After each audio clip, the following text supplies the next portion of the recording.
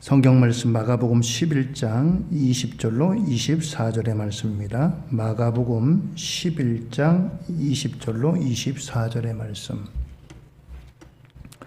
제가 봉독해 드립니다. 신약 74쪽이 되겠습니다. 그들이 아침에 지나갈 때에 무화과 나무가 뿌리째 마른 것을 보고 베드로가 생각이 나서 여짜오되 랍비여 보소서 저주하신 무화과 나무가 말랐나이다. 예수께서 그들에게 대답하여 이르시되 하나님을 믿으라. 내가 진실로 너에게 이르노니 누구든지 이 산더러 들리어 바다에 던져지라 하며 그 말하는 것이 이루어질 줄 믿고 마음에 의심하지 아니하면 그대로 되리라. 그러므로 내가 너에게 말하노니 무엇이든지 기도하고 구하는 것은 받은 줄로 믿으라. 그리하면 너희에게 그대로 되리라. 아멘. 할렐루야. 민속명절 추석 잘 보내고 계십니까?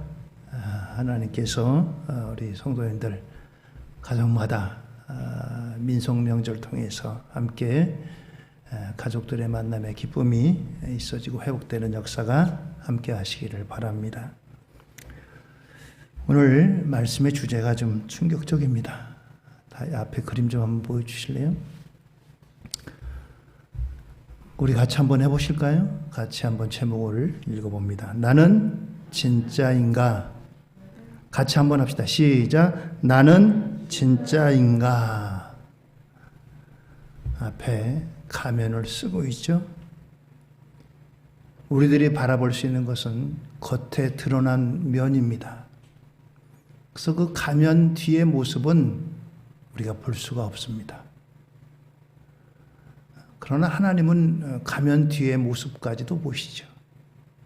사람들은 철저하게 가면 뒤의 모습은 보지 못하고 나타난 가면만을 보고 있습니다. 오늘 이 가면 뒤에 있는 모습, 나의 모습, 과연 나의 모습은 진짜인가? 가면으로 사람들에게만 보이는 그 가면이 정말 내 모습인가? 이것을 함께 우리에게 묻려고 합니다. 지금은 통행금지라고 하는 말이 없지만 1980년대까지 통행금지 제도가 있었습니다. 밤 12시부터 새벽 4시까지는 이제 통행을 금지하는 겁니다. 밤 12시가 돼가면은 사람들의 발걸음이 빨라져요. 12시부터는 이제 방범대원이라고 해가지고 이제 사람들이 이제 순찰을 돕니다. 그래가지고 12시가 넘은 사람들은 파출소라든가 이런 데에 구류가 됩니다. 통행금지를 어겼다고 해가지고. 그래서 통행금지 시간을 안에 집에 들어가려고 사람들의 발걸음이 아주 바쁩니다. 특별히 이제 인천 사람이 서울 같은 데 갔다가 마지막 막차, 뭐 그때 전철이라든가 버스 같은 걸 놓치게 되면은 뭐 어떻게 내려올 수도 없고 그런데 이 서울역이라든가 또 그리고 이제 시외버스 그 정류장에는 택시들이 대기하고 있어요. 그래가지고 택시 정원을 채웁니다. 기사 빼고 4명을 다 태워요. 그래가지고 인천으로 출발을 합니다. 부평에 한 번 서고 인천에 한 번 서는데 얼마나 빨리 가는지 모릅니다. 시속 100km도 넘게 달려요. 정말 죽기 살기로 달립니다. 그래서 그 택시를 일명 총알택시라고 부릅니다. 참 지금 생각하면은 얼마나 위험한 일이.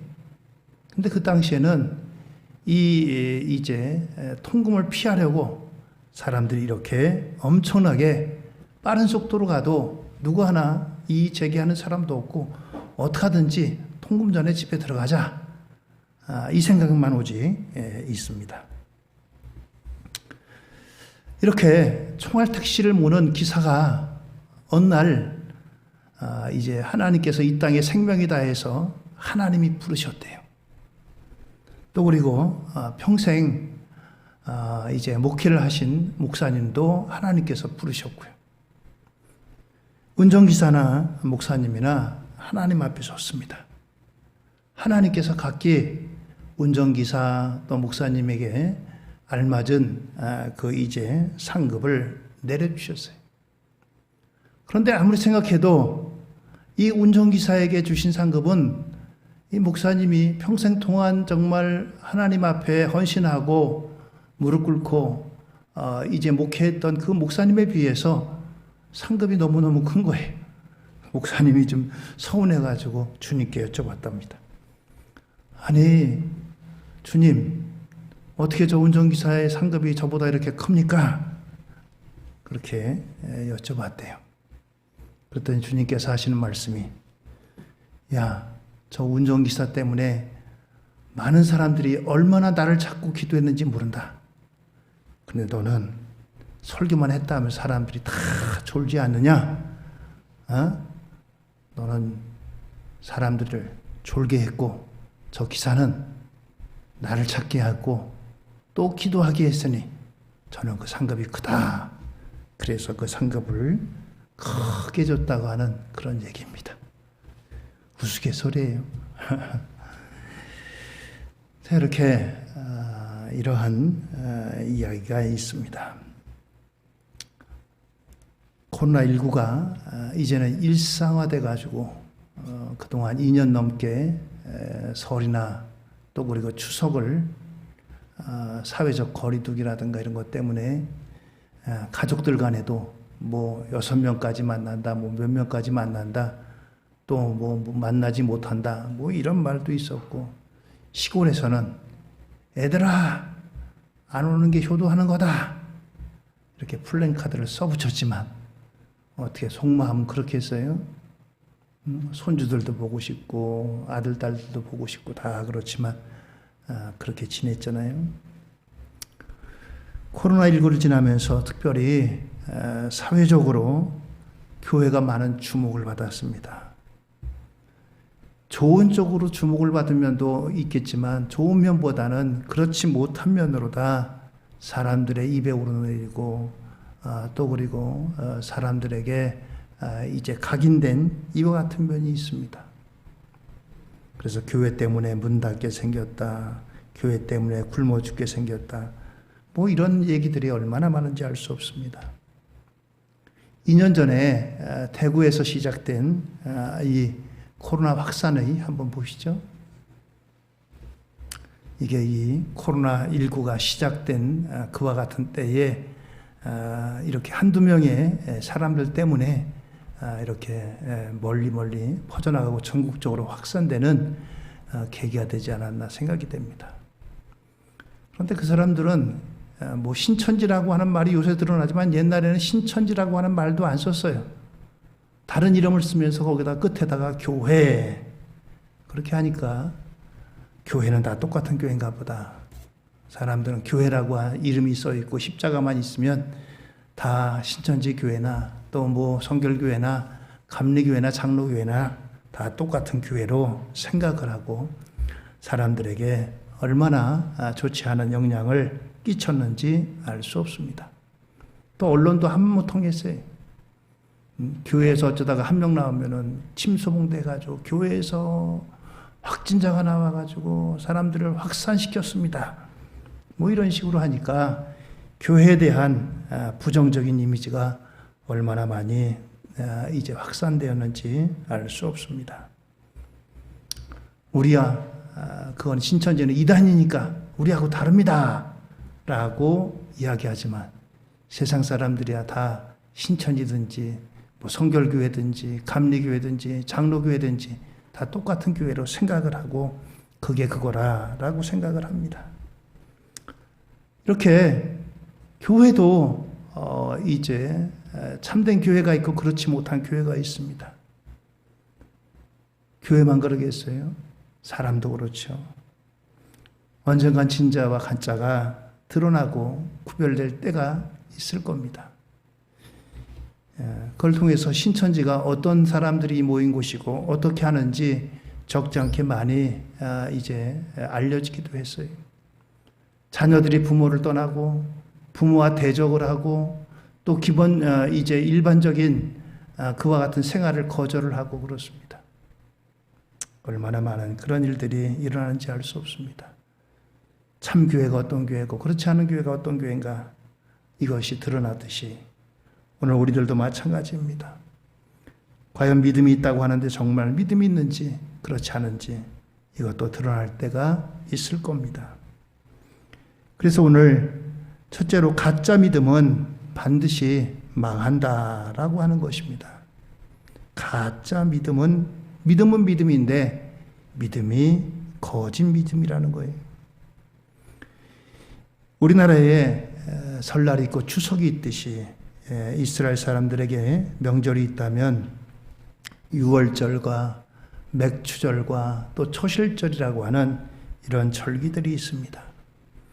우리나라의 이 명절들은 주로 부모님께 또는 조상들에게 감사하는 이와 같은 명절 절기지만 이스라엘 사람들에게 절기는 하나님의 은혜에 감사하는 절기들입니다.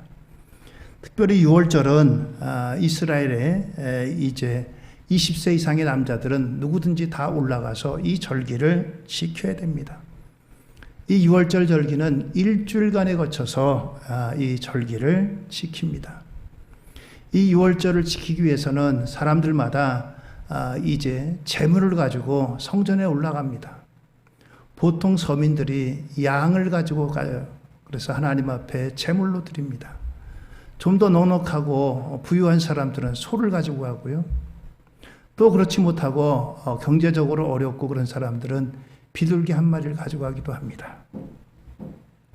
그런데 이 성전이 예루살렘에 있어요. 우리로 말하면 서울에 있는 겁니다. 근데 서울에 있는 사람들이 가까우니까 양이라든가 재물들을 가지고 올 수 있지만 저 멀리 있는 사람들은 재물을 가지고 오기가 너무 멉니다. 지금이야 여러분들 우리가 탈 거 가지고 얼마든지 빠르게 가지만 옛날에야 걸어가든지 다 그래야 되잖아요. 며칠 동안을 이 양을 끌고 이렇게 여러분들 가보세요. 어떻게 되겠어요?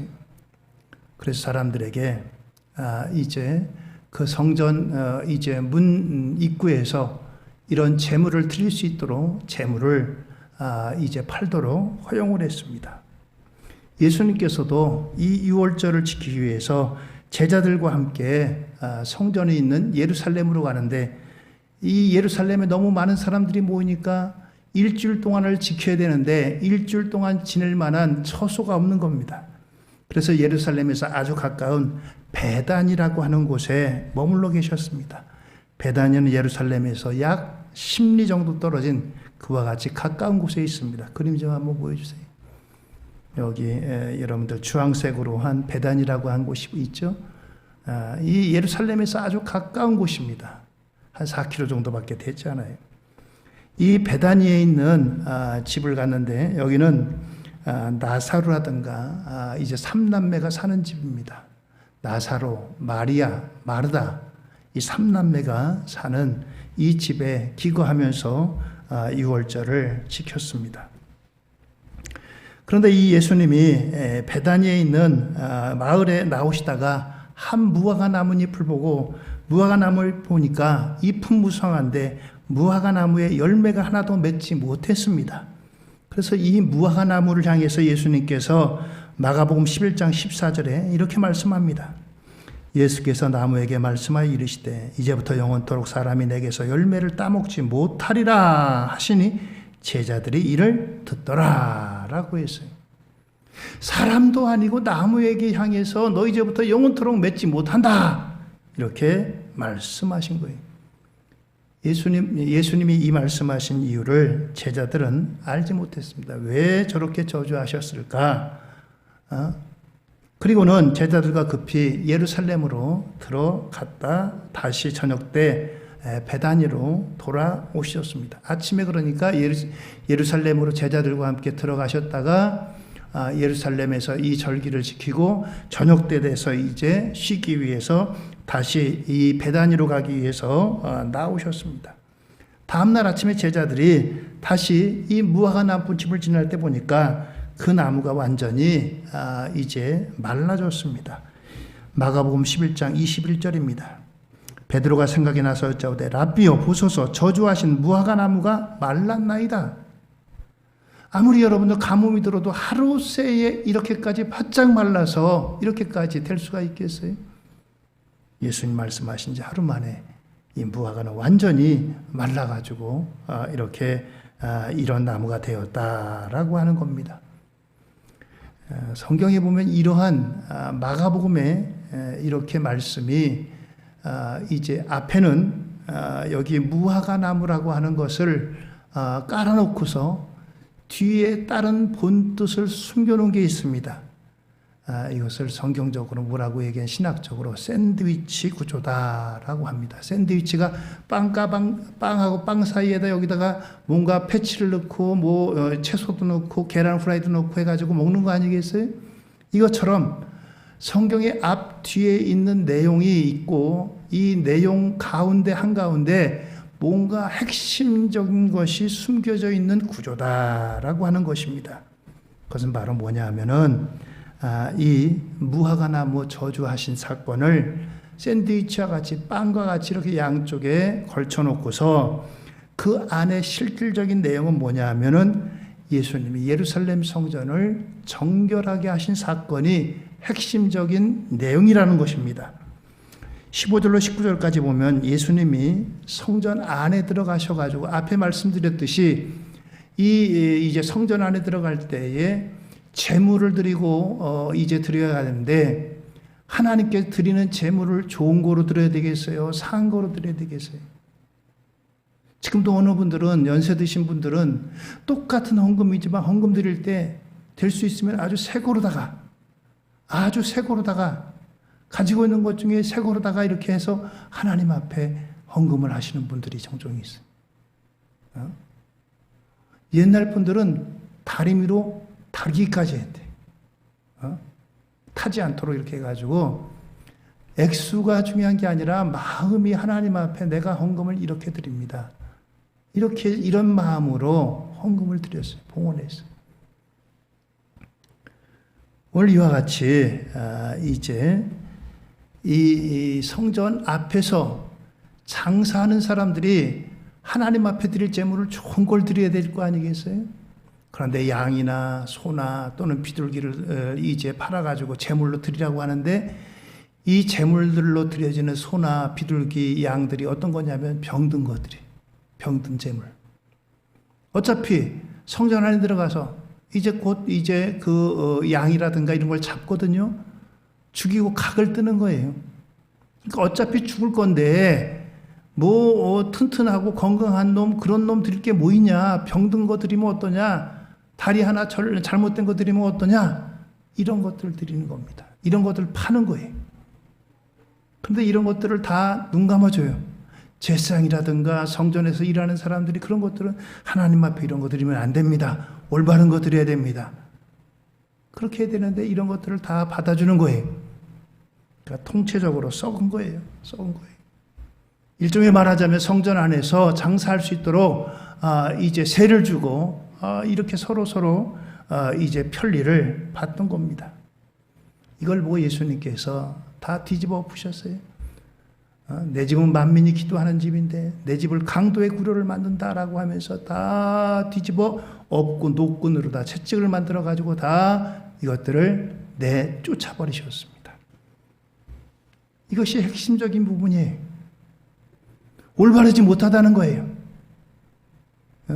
하나님 앞에 그래 제물을 드린다고 하면서 이런 걸 드려? 하나님이 눈이 무엇이었냐? 하나님이 이걸 못 보실 것 같으냐? 하나님이 이걸 받으실 것 같으냐? 이걸 다 정결하게 하신 그 사건이 바로 이 중간에 핵심적인 내용으로 들어가 있다는 것입니다.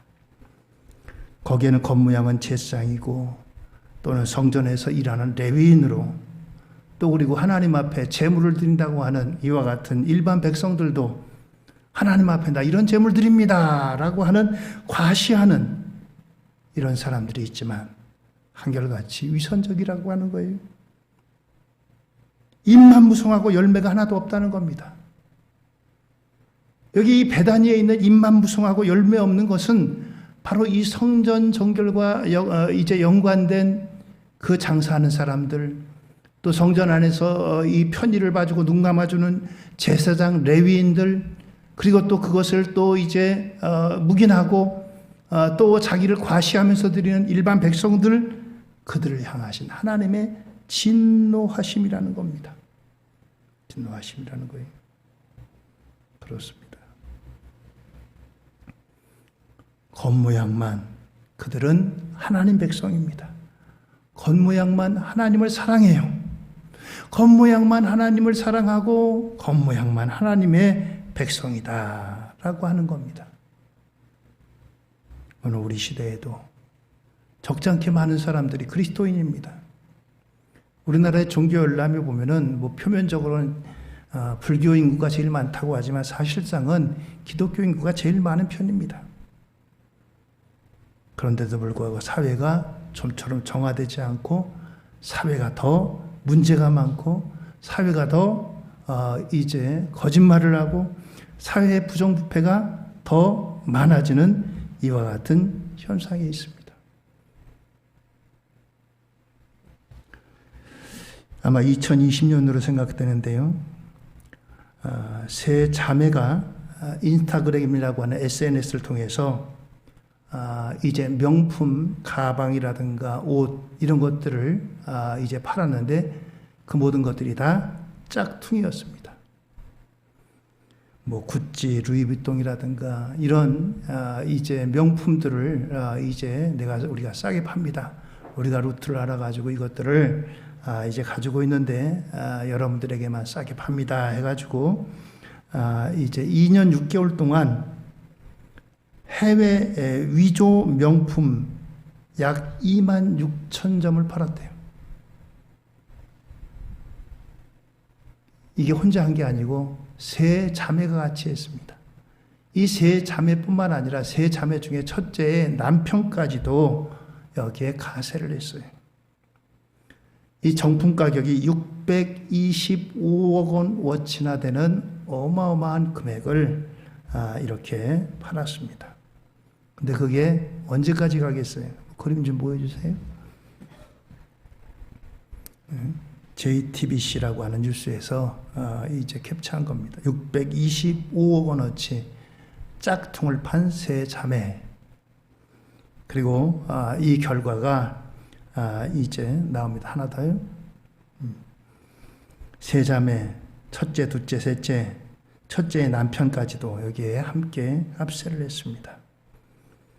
징역 3년, 2년, 1년, 뭐 집행유예 2년 이런 식으로다가 맞았어요.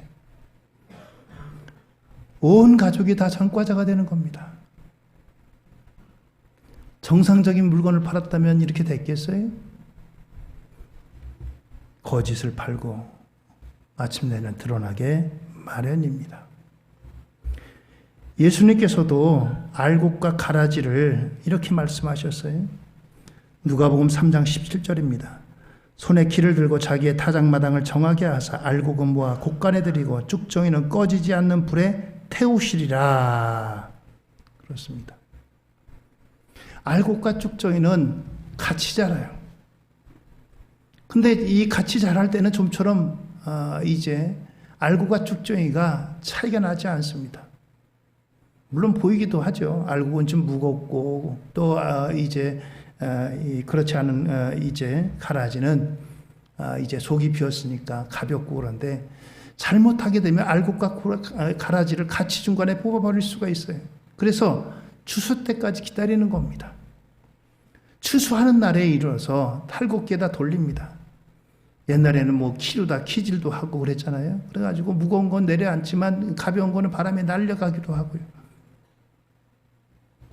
그래서 마침내 추수 때에 알곡과 쭉정이가 구별돼서 알곡은 곡간에, 쭉정이는 불에 태워진다라고 했습니다. 20세기의 선지자라고 하는 에이든 토저 목사님이 쓴 책이 있습니다.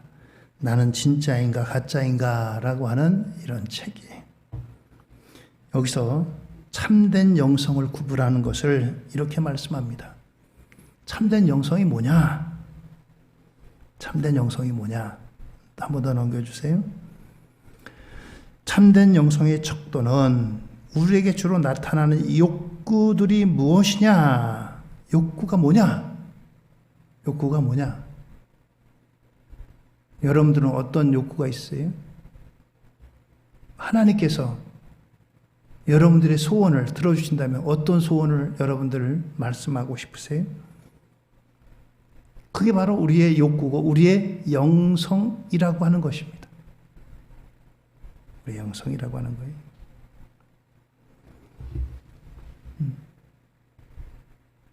다른 말로 하면 내가 가지고 있는 것 중에 시간과 물질을 어디에 많이 쓰느냐? 또 다른 말로 하면 그렇게 할 수도 있죠. 어떤 사람은 앉으나서나 바둑 좋아해가지고 바둑에 미친 사람은 바둑만 검은 점, 하얀 돌 이렇게 비치. 어느 목사님이 뒤늦게 바둑에 그냥 심취해가지고 설교하러 올라가셨는데 이렇게 성도들 보니까 머리들을 보고서는 검은 돌, 흰 돌 해가지고 다 이 이 바둑판으로 보인다는 거예요. 바둑판으로 보여.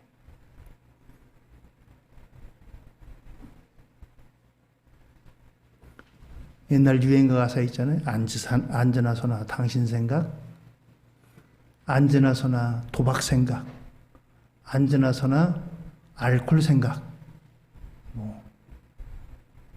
욕구가 뭐냐? 욕구가 바로 내 영성이라는 거예요. 내 영성.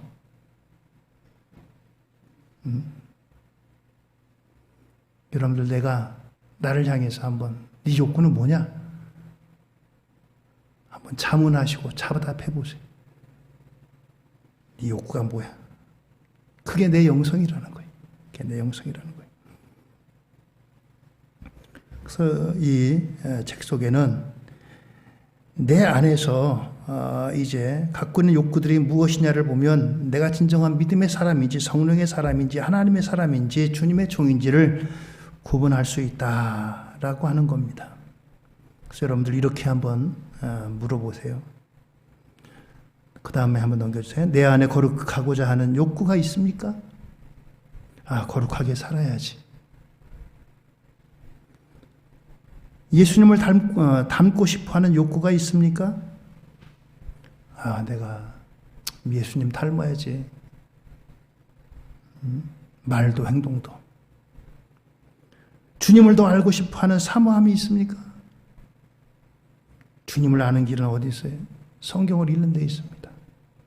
성경을 읽어야 주님을 알죠. 의롭게 살고자 하는 욕구가 있습니까? 나라도 의롭게 살아야지. 손해보더라도 의롭게 살아야지. 정직하게 신실하게 살고자 하는 욕구가 있습니까? 희생하며 십자가를 지려는 욕구가 있습니까? 내가 희생해야지. 내가 손해봐야지. 연약한 이들을 위해 섬기며 살고자 하는 욕구가 있습니까? 돈에만 미쳐 살고 있는 거 아닙니까? 세상적인 자랑에만 매여 살고 있는 것 아닙니까? 세상의 즐거움만을 갈구하며 살고 있는 것 아닙니까? 마지막으로 너는 진짜 크리스찬이야? 묻는 겁니다. 가짜는 망한다는 사실이, 가짜는 결말이 비참하다는 거예요. 가짜 명품 가방도 그렇듯이 가짜 믿음도 그렇다는 것입니다. 심판의 불이 임할 때 그 모든 것이 소멸되기 때문입니다.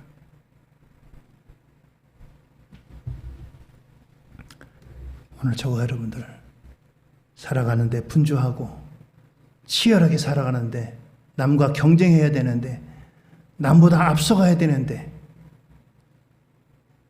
오늘 여러분들 우리는 본질이 이 세상에서 남보다 더 많이 더 높이 사는 것이 목적이 있는 사람이 아니고 근본적으로 하늘에 소망을 두고 살아가는 사람들이라고 하는 겁니다. 그래서 바로 이 내 믿음을 시험하고 물어보라 라고 하는 겁니다. 그와 더불어서 오늘 예수님께서는 믿음의 선포를 하라고 말씀하십니다. 두 번째는 믿음의 선포를 하라라고 하는 거예요. 오늘 이 성전 안에 있는 이제 장사하는 사람들, 제사장, 레위인들, 그리고 또 형식적으로 제물 드리는 이 사람들을 향해서, 그리고 또 제자들을 향해서 예수님이 말씀하신 말씀은 하나님을 믿으라 라고 하는 거예요. 그리고선 갑작스럽게 기도에 대한 주제를 말씀하십니다. 마가복음 11장 23절입니다. 내가 진실로 너에게 이르노니 누구든지 이 산더러 들려 바다에 던져지라 하며 그 말하는 것이 이루어질 줄 믿고 마음에 의심하지 아니하면 그대로 되리라. 그렇습니다. 이 기도는 간구하기보다는 선포하는 기도라고 말할 수 있습니다. 우리는 하나님 앞에 간구하는 기도도 필요합니다. 또한 간구하는 기도와 함께 선포하는 기도도 우리가 해야 됩니다. 그래서 산에게 향해서 또 바다에 던져질래? 이게 아니라 바다에 던져지라 라고 선포하라는 겁니다. 그리고 말하는 것이 이루어질 줄 믿고 마음에 의심하지 아니하면 그대로 된다라고 하는 겁니다. 야고보서 1장 6절로 7절입니다. 오직 믿음으로 구하고 조금도 의심하지 말라. 의심하는 자는 마치 바람에 밀려 요동하는 바닷물들 같으니 이 사람은 무엇이든지 주께 얻기를 생각하지 말라라고 하는 것입니다. 그래서 기도는 확고한 믿음이 기본이 되어야 됩니다. 오늘 24절에도 보면 그러므로 내가 너에게 말하노니 무엇이든지 기도하고 구하는 것은 받은 줄로 믿으라. 그리하면 너에게 그대로 되리라 말씀합니다. 믿음 있는 사람이 응답도 받게 된다라고 하는 것입니다. 그래서 우리가 중요한 것은 이 믿음의 변화가 어떤 경우에는 즉시 나타나는 경우도 있습니다. 어떤 경우에는 1년 혹은 2년 10년, 20년, 30년 또는 그 이상의 세월이 흐르고 그것을 요구할 때도 있습니다.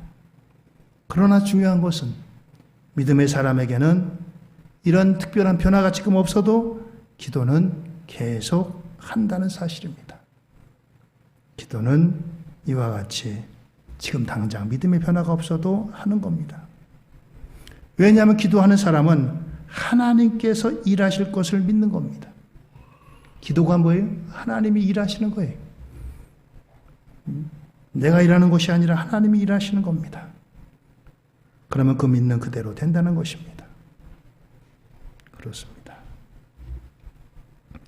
기도를 시작하면서 당장에 기도가 응답되고 변화가 일어나는 이러한 것이 아니라고 해가지고 낙심하고 포기하고 기도하지 않는 것이 아니라 기도는 하나님이 일하시는 것이고 하나님이 때에 하나님께서 그 일을 이루십니다. 1950년에 6.25 전쟁이 일어나고 53년도에 전쟁이 이제 끝났습니다. 54년도에 이제 가난한 이제 농촌을 위해서 가나안 농군학교라고 하는 이제 농촌 계몽 운동을 하신 분이 계십니다. 김용기라고 하는 장로님이 한번 그림 좀 보여주세요. 이분이 한 얘기가 있습니다. 같이 한번 읽어볼까요? 시작. 조국이여 안심하라. 조국이여 안심하라. 이분은 당신의 기도실 앞에 조국이여 안심하라 이렇게 써붙이고 있었습니다. 물론 그 당시에 기도하는 분이 이 장로님만 기도하셨겠어요? 기도하시는 많은 분들이 있었습니다. 그런데 이분은 정말 나라와 민족을 위해서 목숨 걸고 기도하시는 분이에요. 그래서 하나님 앞에 조국이여 안심하라. 내가 조국을 위해서 기도하고 있습니다. 여러분들 안심하세요. 이와 같은 표를 써붙이고 그렇게 기도했던 것입니다. 이 가나안 농군학교는 70년대에 새마을운동의 시발점이 됐고 이 근본 태동 이제 중요한 시발점이 됐습니다. 이 가난농군학교 앞에 또 쓴 표지석에는 일하기 싫거든 먹지도 마라. 열심히 일하라. 그와 같은 것을 써붙였습니다. 오늘 이 가난농군학교에 이 김용기 장로님이 조국이여 안심하라. 내가 기도하고 있으니 안심하라. 여러분들은 어떤 생각이 드세요? 이 장로님이 나라를 위해서 이렇게 크게 품고 기도하셨던 그런 분 아니겠어요? 그리스도인이라면 기도하는 사람입니다. 기도해야 되는 사람이고요. 그렇다고 한다면 여러분들 우리가 나라를 위해서도 기도하고 또 세계를 위해서도 기도해야 되겠지만 여러분들 적어도 내 자녀들을 위해서는 기도하는 부모님이 되셔서 또 할머니, 할아버지가 되셔가지고 자녀들을 향해서 아들에게, 딸에게 야, 내가 너를 위해서 기도한다. 안심해. 할아버지, 할머니가 자녀, 손주를 위해서 너 안심해. 내가 너를 위해서 기도해. 이렇게 해야 되지 않겠어요? 물론 지금도 기도하고 계시는 분들 계신 줄 알아요. 그러나 우리가 매일같이 아침마다 자녀들을 향해서 야, 차 조심해. 친구들하고 싸우지 말고. 이런 말 하는 부모님이 아니라 자녀 이름을 부르면서 엄마가 너를 위해서 기도한다. 아빠가 너를 위해서 기도한다. 걱정하지 마. 염려하지 마. 하나님 너와 함께 하실 거야. 하나님 너를 지켜주실 거야. 담대하게 기도하는 저와 여러분들 우리 모두가 되기를 예수님의 이름으로 부탁을 드립니다. 적어도 믿음의 하나님의 백성들이라면 이렇게 해야 되지 않겠어요? 오늘 예수님께서 제자들과 함께 한 무화과나무를 향해서 열매 없는 무화과나무를 향해서 너는 영원히 열매 맺지 못하리라. 그 다음 날 가보니까 말씀대로 그대로 됐어요. 바짝 말랐어요. 잎을 봐서는 이게 틀림없이 무화과인데 무화과의 중요한 것은 잎이 아니라 열매에 있는데 열매는 온데간데 없는 거예요. 잎만 무성한 무화과.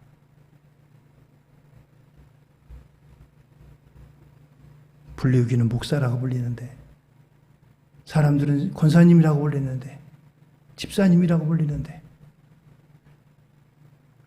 그 이름에 합당한 열매가 없다면 세상 사람들은 몰라도 주님 앞에서는 책망받을 겁니다. 하나님 앞에 회개하고 깨어 경성해서 기도해서 적어도 우리 자녀들을 위해서는 여러분의 자녀를 위해서 전화해 주세요. 가까이 안 살면 내가 너를 위해서 기도할게.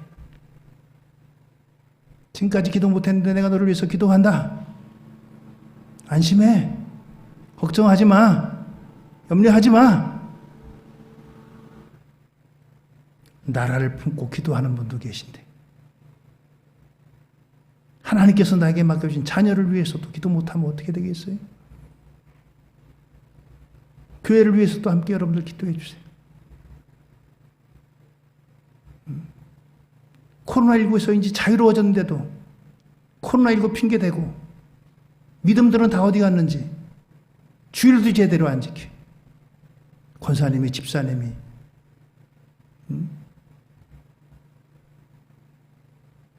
제가 그래서 이거 온라인을 언제까지 할까? 물론 정말 사정이 있어가지고 못 나오시는 분은 어떨지만 이게 오히려 또 다른 핑계가 되지 않나 그런 생각이 들어요. 하나님 앞에